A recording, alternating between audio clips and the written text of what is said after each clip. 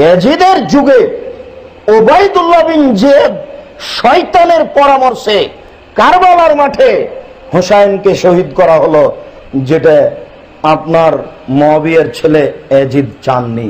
আপনি জানতে চেয়েছেন ইয়াজিদ সম্পর্কে আমাদের আকীদা কেমন হওয়া উচিত। ইয়াজিদকে মুসলমান বলা যাবে কি না? ইয়াজিদকে আমরা কুলাঙ্গার মনে করি, বেঈমান মনে করি, কিন্তু মুআবিয়ার ব্যাপারে কোনো প্রশ্ন। আসসালামু আলাইকুম দর্শক, কারবালায় যে ঘটনা ঘটেছিল সেই ঘটনার পিছনে কি সরাসরি ভাবে ইয়াজিদ দায়ী ছিল কিনা, এবং ইয়াজিদ কি হযরত হুসাইন রাদিয়াল্লাহু তাআলা আনহুকে হত্যা করেছিল কিনা, এছাড়া আরো ভিডিওতে আমরা জানবো ইয়াজিদ কি কাফের ছিল কিনা। দর্শক, আজকের এই ভিডিওটি খুবই গুরুত্বপূর্ণ বিষয় নিয়ে সাজানো হয়েছে। আজকের এই ভিডিওটি খুবই গুরুত্বপূর্ণ হতে চলেছে, তাই ভিডিওটিকে স্কিপ করবেন না। দর্শক, আজকের এই বিষয়গুলো নিয়ে জনপ্রিয় প্রসিদ্ধ কয়েকজন আলেমের মুখ থেকে বিস্তারিত জানবো। এই আলেমদের মধ্য থেকে যাদের মতামত কোরআন হাদিস এবং দলিল ভিত্তিক মনে হবে সেটি আপনারা আপনাদের বিবেক দিয়ে গ্রহণ করবেন। তো দর্শক, চলুন বিস্তারিত আলেমদের মুখ থেকে শুনে আসি। ইয়াজিদকে মুসলমান বলা যাবে কি না? ইয়াজিদ মুসলমান কি মুসলমান নয়, আসলে এ ব্যাপারে ওলামায়ে কেরামের মধ্যে ইখতিলাফ আছে। একদল ওলামা ইয়াজিদকে সরাসরি তারা কাফের বলেন। তাদের পিছনে দলিল আছে যে তারা ইয়াজিদ মদ্যপায়ী ছিল, তারপরে ইয়াজিদে হলো খানা কাবার পর মেনজানিক দিয়ে হামলা করেছে, আহলে বাইতের সাথে গোস্তাখি করেছে, ইমাম হুসাইন রাদিয়াল্লাহু তাআলা সহ নবী পরিবারের ৭২ জনকে এভাবে শাহাদাতের ব্যাপারে তাকেই দায়ী করা হয়। যদি এই বিষয়গুলো অ্যাবসুলেটলি এটা যদি প্রমাণিত, এবং এটা প্রমাণিত হলে তাকে কাফের বলতে কোনো বাধা নেই। আবার কেউ কেউ তাকে পথভ্রষ্ট বলেন, গোমরা বলেন, অভিশপ্ত বলেন, তাদেরও দলিল রয়েছে। সুতরাং দুটো দলিলের যে কোনো একটি দলিলকে আপনি চুজ করতে পারেন, আল্লাহ তাআলা ভালো জানেন তার ব্যাপারে। তবে কোনো মুসলমান তাকে ভালো বলতে পারে না। কোনো মুসলমানের জন্য এটা শোভনীয় নয় যে ইয়াজিদকে রহমাতুল্লাহ আলাইহি বলা, মুজাদ্দিদ বলা, ইয়াজিদের প্রশংসা গাওয়া, এটা কোনো মুসলিম করতে পারে না।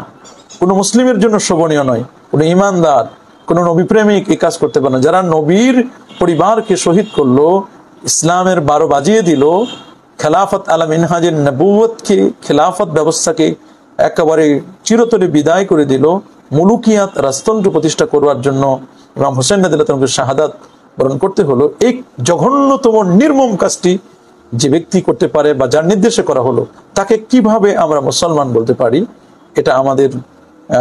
এটা আমরা কখনোই মেনে নিতে পারি না। ইয়াজিদের এই দুষ্কৃত মালাউন এই ইয়াজিদ, তাকে কোনো মুসলমান কখনোই ভালো বলতে পারে না।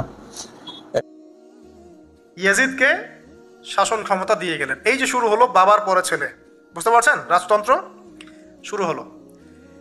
এবার সাহাবায়ে কেরামদের মধ্যে অনেকেই এটা মানতে চাচ্ছেন না। যারা মানতে চাচ্ছেন না তাদের মধ্যে আছেন আব্দুল্লাহ বিন ওমর রাদিয়াল্লাহু আনহুর ছেলে, আছেন আব্দুল্লাহ বিন আব্বাস রাইসুল মুফাসসিরিন, আছেন আব্দুল্লাহ বিন জুবাইর বিন আওয়াম রাদিয়াল্লাহু আনহুর ছেলে। এরকম বড় বড় সাহাবী, এবং তারা মক্কা মদিনায়। এবার ইমাম হুসাইন রাদিয়াল্লাহু আনহু, যার কথা প্রশ্ন করেছেন, লম্বা উত্তর দিচ্ছি। ইমাম হুসাইন রাদিয়াল্লাহু আনহুর হাতে অনেকে বায়াত করতে চাইল যে আপনি যোগ্য খেলাফতের, ইয়াজিদ যোগ্য না, কে যোগ্য? আপনি যোগ্য। এবং তার হাতে কুফাবাসী বায়াত করতে চাচ্ছে, তাকে ডাকছে, আপনি মক্কা থেকে চলে আসেন কুফায়। কুফা কোথায়? ইরাকে। আপনি মক্কা থেকে কুফায় চলে আসেন, আমরা আপনার হাতে বায়াত করব। এবার হুসাইন রাদিয়াল্লাহু আনহু সপরিবারে, তার পরিবার আহলে বাইত সবাই নবীর পরিবারের সদস্য। চিন্তা করেন, নবীর পরিবারের প্রায় 80 জন সদস্য। কতজন? তারা এই যে বের হলেন, যাচ্ছেন কোথায়? কুফায়। এবার ওই ইয়াজিদের নিয়োজিত যে গভর্নর ছিল ইরাকের কুফায়, তার নাম আব্দুল্লাহ বিন জিয়াদ। কি নাম? আব্দুল্লাহ বিন জিয়াদ। সে একটা সেনাবাহিনী পাঠালো। সেনাবাহিনীতে সদস্য ছিল 4000। কতজন? 4000। এই 4000 সেনাবাহিনী নিয়ে আব্দুল্লাহ বিন জিয়াদের যে কমান্ডার, তার নাম সম্ভবত প্রথমে আমের বা ওমর আছে, উমর বিন সাদ এরকম কিছু একটা, সে আহলে বাইতদেরকে ঘিরে ফেললো। কাকে ঘিরে ফেললো? ইমাম হুসাইন রাদিয়াল্লাহু আনহু, তার ছোট ছোট বাচ্চা কাচ্চা, তার স্ত্রী সন্তান এবং আহলে বাইতের সদস্য। যারা আহলে বাইত মানে বোঝেন তো, নবীর পরিবারের সদস্য। এবার হুসাইন রাদিয়াল্লাহু আনহু যুদ্ধ চাচ্ছেন না। তিনি বলছেন যে আমাকে 3টার যে কোনো একটা পথ বেছে নিতে দাও, আমি তোমাদের সাথে যুদ্ধ করতে চাই না। 1 নাম্বার, আমাকে সরাসরি ইয়াজিদের সাথে সাক্ষাৎ করতে দাও, আমি ওর সাথে কথা বলে সলভ করবো, প্রবলেম কি। 2 নাম্বার, আমাকে পথ ছেড়ে দাও, আমি চলে যাই কোনো সীমান্তবর্তী এলাকায়, সেখানে কাফেরদের সাথে যুদ্ধ করবো, জিহাদ করবো, সেখানে মারা যাবো, শহীদ হবো। অথবা আমাকে নিরাপদে আমাকে মদিনায় ফেরত পাঠাও। তার তিনটা যুক্তি কি যৌক্তিক ছিল না? তিনি কে?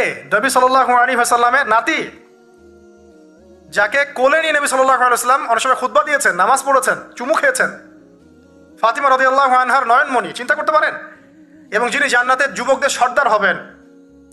কিন্তু এই যে আব্দুল্লাহ বিন জিয়াদের যে সেনাবাহিনী হুসাইন রাদিয়াল্লাহু আনহুর আর্তনাদ শুনল না। 4000 সৈন্য মিলে 80 জনকে কেটে টুকরা টুকরা করে ফেলেছে। একজন শুধু বেঁচে ছিল, তার নাম জয়নুল আবেদিন। কি নাম? জয়নুল আবেদিন। তিনি একজন বেঁচে ছিলেন, বাকি সবাইকে হত্যা করা হয়েছে। 79 জন আহলে বাইতের সদস্যকে হত্যা করা হয়েছে। খারিজি ম্যানুফ্যাকচার কোম্পানি কিন্তু এদেরকে খারিজি বলছে না, যারা হুসাইন রাদিয়াল্লাহু আনহুকে হত্যা করেছে। আপনি মিডল ইস্টের সমালোচনা করলে খারিজি হয়ে যান, ওদের শেকড়টা চিনেন এখনো। অথচ ওরাই কিন্তু ব্রিটেনের সাথে হাত মিলিয়ে তুর্কিদের বিরুদ্ধে বিদ্রোহ করে ক্ষমতা দখল করেছে, জানেন? এবার যে হত্যা করেছে ইমাম হুসাইন রাদিয়াল্লাহু আনহুকে, সে বর্ষার আগা পর্যন্ত, বর্ষার মাথায় হুসাইন রাদিয়াল্লাহু আনহুর মস্তক উঠিয়ে ধরে এটাকে নিয়ে ইয়েজিদের কাছে গিয়েছে। নাউজুবিল্লাহ। চিন্তা করতে পারেন?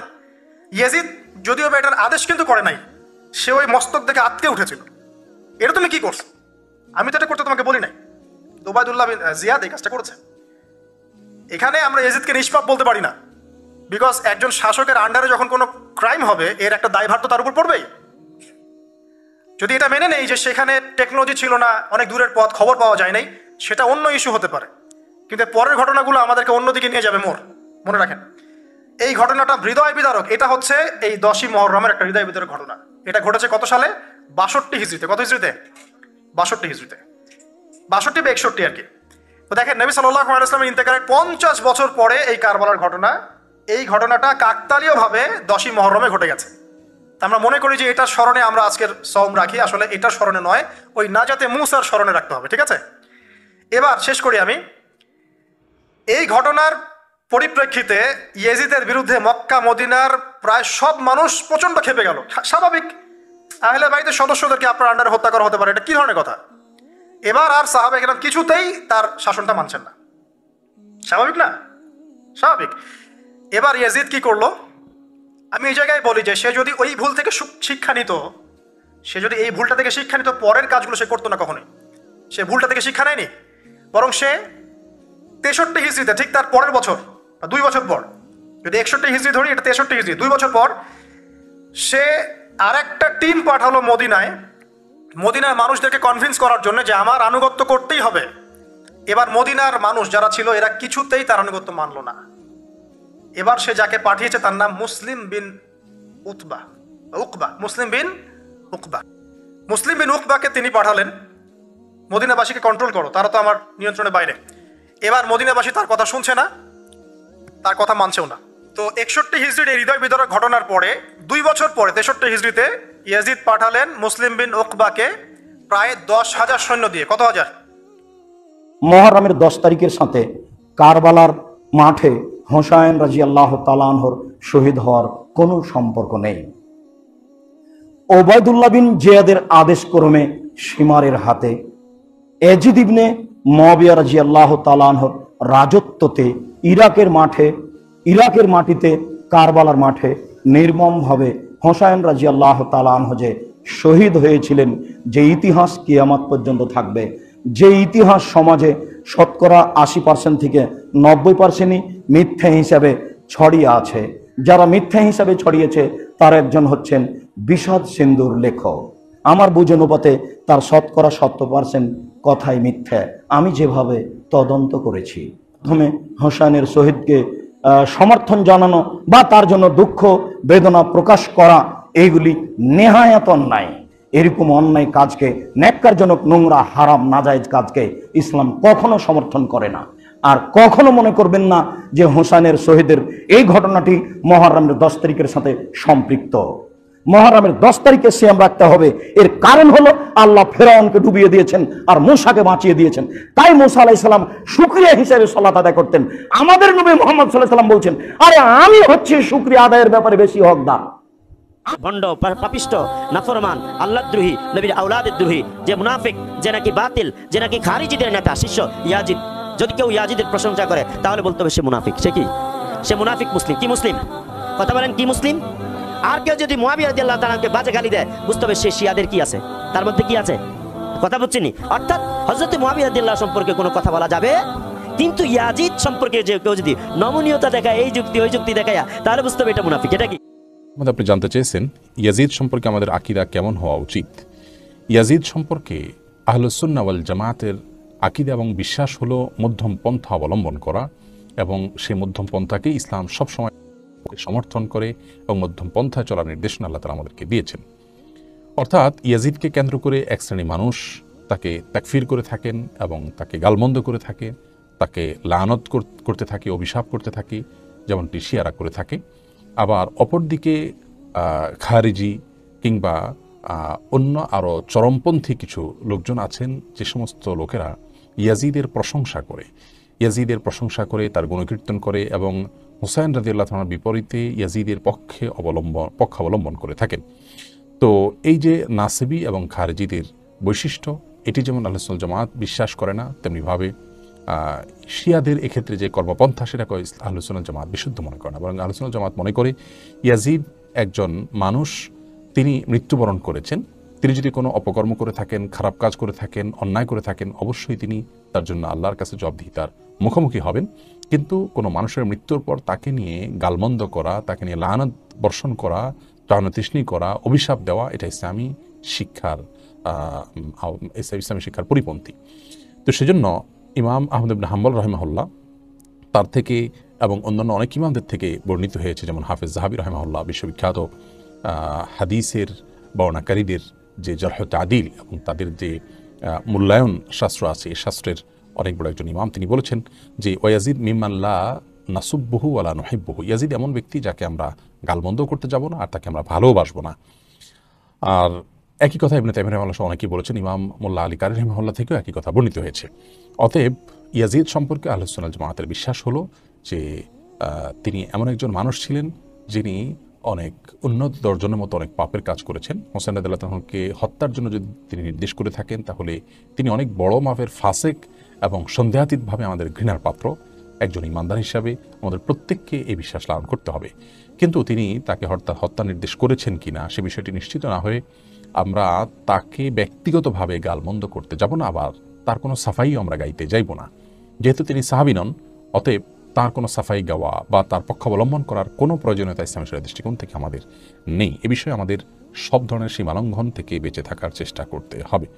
এজিদ বাহিনীতে লানতগ্রস্ত, লানাতুল্লাহি আলাইহি, এদের প্রতি আল্লাহর লানত। তার প্রধান প্রমাণ, এজিদ মারা গিয়েছিল কিভাবে? ইতিহাস জানেন না? এজিদ বাহিনী মারা গিয়েছিল কিভাবে? আমার আল্লাহর নবীর দৌহিদ থেকে মারা বেশি সময় লাগেনি, মাত্র কয়েক মাসের ব্যবধানে এজিদ পানির তৃষ্ণায় পানি পান করতে করতে পেট ফুটুস, এই পেট বাস্ট হয়ে এই নরপিশাচ মারা গেছে তৃষ্ণার ঠেলায়। পানির তৃষ্ণা দিয়ে তুই আমার আওলাদের রাসূলকে ধ্বংস করবি? তুই কত পানি খাইতে পারিস? খাতো দেখি। পানি খায় কিন্তু তৃষ্ণা মিটে না। সারা জীবন তো মদ খাইছে এবং মরার সময় জম্মের পানি খাচ্ছে। খাইতে খাইতে আস্তে করে ভিতর থেকে ভুঁড়ি টুড়ি সব সুবিধা পাস হয়ে গেছে। এটা একটা ইতিহাস। আরেকটা ইতিহাস হলো, কয়েক মাসের ভিতরে সে একটা শিকারে গেল। শিকারে যাওয়ার সময় ওই হরিণকে মারতে গিয়া আস্তে করে ধূপ করে পড়ছে, আর ওই তীর পেটের মধ্যে ঢুকছে। এই হলো এর মৃত্যু। আর এজিদ বাহিনী যারা ছিল মুক্তার বাহিনী, মুক্তার সাকাফি, তায়েফের সাকাফ গোত্রের ছেলে নেই, মুক্তার সাকাফি তার বাহিনী দিয়ে এজিদ বাহিনীর প্রতিটা মানুষ যারা এজিদ বাহিনীর মধ্যে ছিল সব খুঁজে খুঁজে বের করে, হুজুর সাল্লাল্লাহু আলাইহি ওয়াসাল্লাম বলেছেন একটা কথা, আমার হোসেন বাহিনীকে যারা খুন করবে, শহীদ করবে, তাদের থেকে প্রায় 70,000 মানুষ তারা ধ্বংস হবে এবং জাহান্নামে চলে যাবে। মুক্তার বাহিনী ঠিক এটাই ঘটাইছিল। রাস্তা ঘাটে চলতে ফিরতে যেখানে পাওয়া গেছে এমন কবরের মধ্যে লুকাইছে এজিদ বাহিনী, ওখান থেকে টেনে বের করে তার মাথা কেটে ফেলেছে। তারা এজিদকে গালিগালাজ করে, কিন্তু আমরা সেই জন্য গালিগালাজ করি না। আমরা বলি আল্লাহ রাসূল সাল্লাল্লাহু আলাইহি ওয়াসাল্লামের নাতি ইমাম হোসেনের হত্যায় তার নির্দেশ ছিল। এক। দুই, আল্লাহ রাসূল যে খেলাফত রেখে গেছেন সেই খেলাফতকে পরিবর্তন করে সে মুলুকিয়াত চালু করছে, খেলাফতকে অস্বীকার করছে, মুলুকিয়াত চালু করছে। তিন, মদ পান করাকে সে হালাল মনে করত। সেই জন্য ফাথুল কাদিরের লেখক ইবনুল হুমাম ইমাম মালিকের সূত্র ধরে বলেছেন ইমাম আহমদ বিন হাম্বল বলতেন সে কাফের। তারপরে দেখুন বদর যুদ্ধে যখন ইমাম হোসেন রাদিয়াল্লাহু তাআলা আনহু শহীদ হলেন কারবালায়, ঢালের মধ্যে ওনার মাথা রেখে পাশে আরো 18টা মাথা ছিল আহলে বাইতের, ইয়াজিদের কাছে নেওয়া হলো দামেস্কে। এই মারদুদ অভিশপ্ত তার সভাসদদেরকে লক্ষ্য করে বলল, ইন্নী জাযাইতুহুম বিমা ফাআলু বিআশয়াখে কুরাইশিন ওয়া সানাদিদিহিম। বদর যুদ্ধে মুহাম্মদ সাল্লাল্লাহু আলাইহি ওয়াসাল্লাম যুদ্ধ করেছেন, কুরাইশদের 70 নেতা মারা গেছিল, তার মধ্যে তার দাদা উতবাও ছিল। আজ হোসেন ও তার সঙ্গীদের হত্যা করে বদর যুদ্ধের পুরস্কার দিলাম। সেই ইয়াজিদকে মুসলমান বলা যায়? ইমাম জাওজি রওয়ায়াত করেছেন, যখন ইমাম হোসেন রাদিয়াল্লাহু তাআলা আনহুর মাথা তার সামনে রাখা, কাক ডাকতেছে, কাক। তখন সে বলতেছে, ফানাইবাল গুরাবু কুলতু কুল আও লা তাকুল কাদ ইক্তাযাইতু মিনার রাসূলি দুয়ুনি। কাক ডাকতেছে, আমি বললাম কাক ডাকুক আর না ডাকুক, তুই চিল্লা, তুই ডাক আর না ডাক। আজকে মুহাম্মদ সাল্লাল্লাহু আলাইহি ওয়াসাল্লাম বদরে যে হত্যা করেছেন আমার দাদা ও অন্যান্য কুরাইশদেরকে, হোসেনকে হত্যা করে আমি ঋণ পরিশোধ করলাম। সে জিতকে মুসলমান বলা যায়? আপনার ইউটিউবে আমার পূর্ণাঙ্গ লেকচার লাইভ আছে, অসংখ্য কিতাব থেকে আমি রেফারেন্স দিয়ে দেখিয়েছি, ইয়াজিদকে মুসলমান বলার কোনো সুযোগ নাই। সম্মানিত দর্শক শ্রোতা, আশা করি পুরো ভিডিওটি দেখেছেন এবং আলেমেরা কি বলেছে আপনারা বুঝতে পেরেছেন। দর্শক, ইয়াজিদকে যারা ভালো বলে, ইয়াজিদকে যারা কাফের বলতে চায় না, আমার কাছে মনে হয় এদের থেকে নিকৃষ্ট আর কেউ নাই। যেখানে আল্লাহ সুবহানাহু ওয়া তাআলা কোনো সাধারণ ব্যক্তিকে, নিরপরাধ ব্যক্তিকে হত্যা করতে নিষেধ করেছে, সেখানে আমাদের নবী করিম সাল্লাল্লাহু আলাইহি ওয়াসাল্লামের নাতিকে হত্যা করেছে। যদিও হুসাইন রাদিয়াল্লাহু তাআলা আনহুর হত্যা নিয়ে মতভেদ রয়েছে, সেটা না হয় আমরা বাদ দিলাম। আহলে বায়াতকে যে হত্যা করেছে, অনেক অনেক সাহাবীদেরকে যে এই ইয়াজিদ হত্যা করেছে, শুধু তাই নয়, এই ইয়াজিদ সরাসরি ভাবে কাবা শরীফে হামলা চালিয়েছে। এরপরেও যারা ইয়াজিদকে ভালো বলে, আমার কাছে মনে হয় এরা ইয়াজিদের বংশধর ছাড়া কিচ্ছু না। আল্লাহ সুবহানাহু ওয়া তাআলা এদেরকে সঠিক বুঝদান করুন। আল্লাহ সুবহানাহু ওয়া তাআলা যেন এদেরকে হিদায়াত নসিব করেন, আমিন। তো দর্শক, আজকের এই ভিডিওটি এ পর্যন্ত। এই ভিডিও নিয়ে আপনাদের মন্তব্য কি? অবশ্যই আপনাদের মূল্যবান মন্তব্য কমেন্ট সেকশনে জানিয়ে দিবেন। ভিডিওটি ভালো লাগলে লাইক এবং শেয়ার করে দিয়েন। আর হ্যাঁ, নিত্য নতুন ইসলামিক ভিডিও পেতে চ্যানেলটি সাবস্ক্রাইব করতে ভুলবেন না। ভালো থাকুন, সুস্থ থাকুন, এই দোয়া রইল। বেঁচে থাকলে দেখা হবে পরের ভিডিওতে। আল্লাহ হাফেজ।